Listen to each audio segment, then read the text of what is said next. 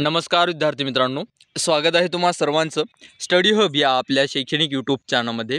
मित्रांनो, ग्रामसेवक भरतीची प्रश्नपत्रिका आपण या व्हिडिओच्या माध्यमातून पाहत आहोत, ज्यामध्ये महत्त्वाचे तांत्रिक प्रश्न आहेत आणि अभ्यासक्रमाशी निगडीत इतर प्रश्नसुद्धा ॲड करण्यात आलेले आहेत। मित्रांनो, ही प्रश्नपत्रिका मागे जे वेगवेगळे पेपर झाले होते त्यापैकी एक आहे, त्यामुळे तुम्हाला एक्झॅक्ट कळून जाईल की कशा पद्धतीचे प्रश्न परीक्षेमध्ये येतात, कोणत्या टॉपिकवरती तुम्हाला जास्तीत जास्त भर देऊन अभ्यास करायचा आहे। मित्रांनो, जर तुम्हाला अजूनही ग्रामसेवक भरतीचा अभ्यासक्रम माहीत झाला नसेल तर तुम्ही आपला टेलिग्राम ग्रुप नक्की जॉईन होऊ शकता। तेथे तुम्हाला सर्व सखोल अभ्यासक्रमची माहिती मिळून जाईल। त्याची लिंक तुम्हाला या व्हिडिओच्या डिस्क्रिप्शन बॉक्समध्ये पाहायला मिळेल। तर या ठिकाणी व्हिडिओला सुरुवात करूया मित्रांनो।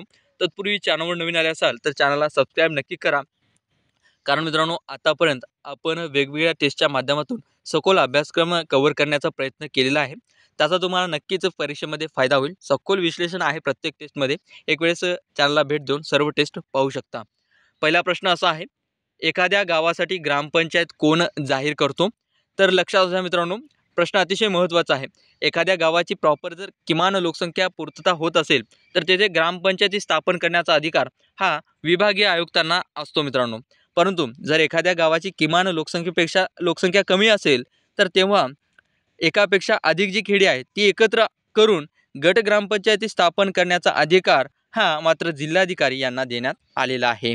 तर ठीक आहे, लक्षात घ्या मित्रांनो, जर गट ग्रामपंचायती असा प्रश्न आला तर जिल्हाधिकारी असं योग्य उत्तर होईल, आणि जर ग्रामपंचायती स्थापनेचा अधिकार असा जर आला तर विभागीय आयुक्त याचं योग्य उत्तर होईल। आणि विभागीय आयुक्त या ठिकाणी पर्यायी शब्द राज्य सरकार असंही येऊ शकते मित्रांनो। ठीक आहे, लक्षात असू द्या। त्यानंतर पुढील प्रश्न, ग्रामराज्याच्या कल्पनेचा पुरस्कार प्रथम कोणी केला? तर ग्रामराज्य या संकल्पनेचा पुरस्कार हा प्रथम महात्मा गांधी यांनी केला होता। महात्मा गांधी यांनी या कल्पनेसाठी रामराज्य ही शब्द प्रयोग केला होता मित्रांनो। ठीक आहे, लक्षात असू द्या।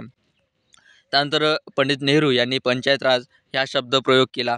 पंचायत राज जे जनक जे आहेत ते बलवंतराय मेहता आहेत, याची माहिती आपण मागील वेगवेगळ्या टेस्टमध्ये घेतलेली आहे। सोबत स्थानिक स्वराज्य संस्थांचे जनक असा जर प्रश्न आला तर लॉर्ड रिपन होईल। आणि मित्रांनो, भारतामध्ये पहिली पंचायत राज व्यवस्था कुठे स्वीकारण्यात आली तर ते नागौर या गावामध्ये, जे की राजस्थानमध्ये आहे। किंवा असा प्रश्न आला तर 2 ऑक्टोबर 1959ला। 2 ऑक्टोबर विशेष बाब आहे, महात्मा गांधींची जन्मतारीख, त्यामुळे आपण या ठिकाणी लक्षात ठेवू शकतो।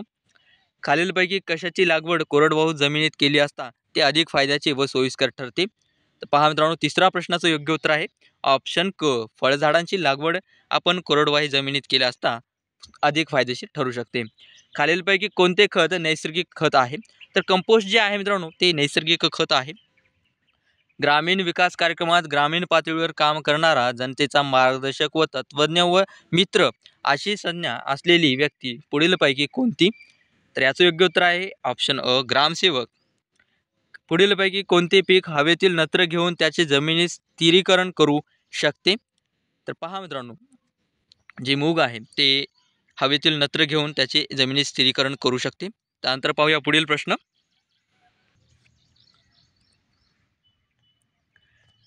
गहू पिकामध्ये पाणी व्यवस्थापनासाठी अतिसंवेदनशील अवस्था कोणती? तर पहा मित्रांनो, याचं योग्य उत्तर आहे मुकुटमुळे फुटणे ही अतिशय संवेदनशील अवस्था असते जेव्हा गहू पिकामध्ये पाणी व्यवस्थापन करण्यात येते। त्यानंतर पुढील प्रश्न, क्षारयुक्त जमिनीमध्ये जमिनीचे डॅश वर्गीकरणच्या प्रमाणावरून करतात? तर पहा मित्रांनो, कशाच्या प्रमाणावरून ते जमिनीचं क्षारयुक्त जमिनीचे वर्गीकरण करतात? त्याचं योग्य उत्तर आहे ऑप्शन क, सोडियमच्या प्रमाणातून क्षारयुक्त जमिनीचे वर्गीकरण केले जाते। 9वा प्रश्न, डाळवर्गीय पिकांचे उत्पादन वाढीसाठी कोणते सूत्रे महत्त्वाची आहेत? तर पहा मित्रांनो, बियाण्यास रायझोबियमची प्रक्रिया, 25 किलो नत्र हेक्टरी आणि पीक संरक्षण ह्या सर्व बाबी अतिशय महत्त्वाच्या ठरतात, म्हणून वरील सर्व याचं योग्य उत्तर आहे। ग्रामसभा ही खालीलपैकी कोणत्या व्यक्तींनी मिळून बनते? तर पहा मित्रांनो, ग्रामसभा जी आहे ती गावातील सर्व प्रौढ मतदार यांनी मिळून बनते, म्हणून ड याचं योग्य उत्तर ठरेल। पुढील 11वा प्रश्न, मुंबई ग्रामपंचायत अधिनियम 1958 मधील कलम 7 हे खालीलपैकी कोणत्या विषयाशी संबंधित आहे? पहा मित्रांनो, 11व्या प्रश्नाचं योग्य उत्तर आहे ऑप्शन ब, ग्रामपंचायतीचे कर विषयक जे वेगवेगळ्या बाबी आहेत त्यांच्याशी संबंधित कलम 7 आहे। लक्षात घ्या मित्रांनो, आपण आपल्या टेलिग्रामवरती एक संविधानाची PDF सुद्धा पाठवलेली आहे, त्यातून तुम्हाला महत्त्वाचे जे संविधानामधले वेगवेगळे भाग आहेत, कलम आहेत त्याची माहिती होऊन जाईल। त्यामुळे अवश्य टेलिग्राम ग्रुप एक वेळेस चेकआउट करून घ्या। 12वा प्रश्न असा आहे, यशवंत पंचायत राज अभियान कशाशी संबंधित आहे? तर 12व्या प्रश्नाचं योग्य उत्तर आहे ऑप्शन क, स्थानिक स्वराज्य संस्थांच्या कार्यशीलतेचे मूल्यमापनाशी संबंधित आहे यशवंत पंचायत राज अभियान. पुढील 13वा प्रश्न, महाराष्ट्र जिल्हा परिषद व पंचायत समिती अधिनियमातील अगदी अलीकडील सुधारणेनुसार जिल्हा परिषदेवर स्त्री प्रतिनिधीसाठी जागा राखीव ठेवण्यात आलेल्या आहेत. तर किती जागा त्या ठिकाणी राखीव ठेवण्यात आलेल्या आहेत? तर 1/2 म्हणजे 50% जागा या महिलांसाठी आरक्षित करण्यात आलेल्या आहेत. ठीक आहे, लक्षात असू द्या. एका ग्रामपंचायतीची लोकसंख्या 3629 आहे, तर त्या ग्रामपंचायतीमध्ये किती सदस्य निर्वाचित होऊ शकतात? तर पहा मित्रांनो, 14व्या प्रश्नाचं योग्य उत्तर आहे ऑप्शन अ, 11 जे आहे ते निर्वाचित होऊ शकतात. पुढील प्रश्न क्रमांक 15वा, महाराष्ट्र राज्याचे ग्रामविकास मंत्री कोण आहेत? तर पहा मित्रांनो, हा प्रश्न जुना आहे. तर सध्याचे महाराष्ट्र राज्याचे ग्रामविकास मंत्री जे आहेत ते गिरीश महाजन आहेत. ठीक आहे, लक्षात द्या मित्रांनो. यासोबतच भारताचे वेगवेगळे जे मंत्री आहेत त्यावरती सुद्धा प्रश्न येतो. तर भारताचे जे ग्रामविकास मंत्री आहेत ते गिरिराज सिंह आहेत. ठीक आहे, लक्षात द्या. वेगवेगळ्या टेस्टमध्ये आपण ही सर्व माहिती पूर्वीसुद्धा घेतलेली आहे. त्यानंतर पुढील प्रश्न, मुळा, गाजर, रताळी व बीट ही त्या वनस्पतीचे डॅश होत? तर पहा मित्रांनो, 16व्या प्रश्नाचं योग्य उत्तर आहे ऑप्शन अ, भूमिगत खोडे या प्रकारचे हे सर्व आहेत मित्रांनो. त्यानंतर 17वा प्रश्न, सरपंचास राजीनामा द्यावायचा असल्यास त्याने तो कोणास सादर करावा लागतो? तर पहा मित्रांनो, राजीनामा, त्यांचा कार्यकाळ, त्यांची नियुक्ती या संदर्भात परीक्षेमध्ये येतात. तर प्रश्न यावरती पहा. 17व्या प्रश्नाचं योग्य उत्तर आहे ऑप्शन ब, सभापती पंचायत समिती जे असतात त्यांच्याकडे ती आपला राजीनामा सादर करत असतात. 18वा प्रश्न, पंचायत समितीच्या सदस्यांच्या निवडणुकीच्या वैधतेविषयी विवाद निर्माण झाल्यास त्यावर निर्णय देण्याचे अधिकार कोणास आहेत? तर 18व्या प्रश्नाचं योग्य उत्तर आहे ऑप्शन अ, जिल्हाधिकारी यांना सर्व अधिकार देण्यात आलेले आहेत. 19वा प्रश्न, हरित क्रांती नावाने ओळखले जाणारे नवीन कृषी धोरण राबवण्यास देशात डॅश वर्षापासून सुरुवात झाली? तर 19व्या प्रश्नाचं योग्य उत्तर आहे ऑप्शन ब, 1965 सालापासून याची सुरुवात झालेली आहे. त्यानंतर पुढील प्रश्न पहा, प्रश्न क्रमांक 20, इसवी सन 1957 मध्ये नेमण्यात आलेल्या बलवंतराय मेहता समितीने डॅश केलेलं आहे? तर याचं योग्य उत्तर आहे, पहा मित्रांनो, सत्तेच्या विकेंद्रीकरणाची ते शिफारस केली होती. त्रिस्तरीय रचना असावी असं त्यांनी नमूद केलं होतं. बलवंतराय मेहता समिती जी आहे ती भारतातली पहिली समिती आहे. ठीक आहे, आणि यामध्ये ग्राम स्तर, जिल्हा स्तर असे वेगवेगळे जे स्तर आहेत या सर्व स्तरांची माहिती तिथे देण्यात आलेली होती. हे सर्व मागील टेस्टमध्ये आपण माहिती कव्हर केली आहे, त्यामुळे आपण पुढील प्रश्नाकडे वळूया. पुढील प्रश्न आहे पहा, प्रश्न क्रमांक 21, मार्गदर्शक तत्वांच्या प्रकरणातील कोणत्या कलमाने पंचायतींची स्थापना करण्याचे निर्देश राज्यांना दिले आहेत? तर 21व्या प्रश्नाचं योग्य उत्तर आहे ऑप्शन क, कलम 40 नुसार सर्व आदेश देण्यात आलेले आहेत. कोणत्या सिंचन पद्धतीत जमिनीचा ओलावा नेहमी वापसामध्ये ठेवला जातो? तर 22व्या प्रश्नाचं योग्य उत्तर आहे ऑप्शन अ, ठिबक जे सिंचन पद्धती आहे त्यानुसार जमिनीमध्ये ओलावा ठेवला जातो. पुढील प्रश्न क्रमांक 23वा, केंद्र शासनाच्या महात्मा गांधी राष्ट्रीय ग्रामीण रोजगार हमी योजनेअंतर्गत मजुरांना डॅश दिवस काम पुरवणे बंधनकारक आहे? तर पहा मित्रांनो, एकूण कमीत कमी 100 दिवस काम करणे हे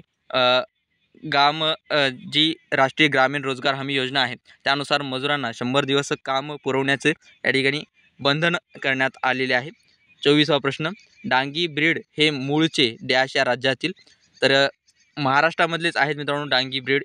त्यानंतर पुढील प्रश्न, महात्मा गांधी राष्ट्रीय ग्रामीण रोजगार हमी योजनेअंतर्गत ग्राम पातळीवरील वार्षिक आराखड्यात समाविष्ट करावयाच्या कामाची निवड कोणामार्फत केली जाते? तर याचं योग्य उत्तर आहे ऑप्शन अ, ग्रामसभेमार्फत हे सर्व निवड केली जाते. त्यानंतर पुढील प्रश्न, ठिबक सिंचन पद्धती वापरल्यामुळे पाण्याची कमीत कमी किती टक्के बचत होते?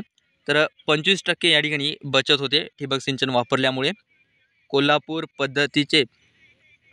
पद्धतीचे बंधारे हे शासनाने विहित केलेल्या पुढीलपैकी कोणत्या वर्गात समाविष्ट केले जाते? तर पहा मित्रांनो, याचं योग्य उत्तर होईल ऑप्शन क, लघु सिंचन प्रकल्प. त्यानंतर पुढील प्रश्न, मोसंबीमध्ये फळाची गळती थांबवण्यासाठी डॅश संवर्धकाची फवारणी करतात? तर पहा मित्रांनो, NAA 20 PP एम ही जी संवर्धकाची फवारणी या ठिकाणी करण्यात येत असते. त्यानंतर पुढील प्रश्न, निळी क्रांती कशापैकी खालीलपैकी कशाशी संबंधित आहे? तर पहा मित्रांनो, निळी क्रांती जी आहे ती, त्याचं योग्य उत्तर ऑप्शन क असं आहे. मत्स्योत्पादनाशी संबंधित ही निळी क्रांती आहे. त्यानंतर पुढील प्रश्न, लोकसंख्येनुसार ग्रामपंचायतीची सदस्य संख्या खालीलपैकी किती असते? तर पहा मित्रांनो, लोकसंख्येनुसार ग्रामपंचायतीची सदस्य संख्या आहे ती 5 ते 17च्या दरम्यान असायला हवी. सर्व शिक्षा अभियानाचे घोषवाक्य पुढीलपैकी कोणते आहे? तर सारे शिकूया पुढे जाऊया हे सर्व शिक्षा अभियानाचे घोषवाक्य आहे. पुढीलपैकी कोणत्या जनावराच्या दुधात घृतांशाचे म्हणजे फॅटचे प्रमाण जास्त असते?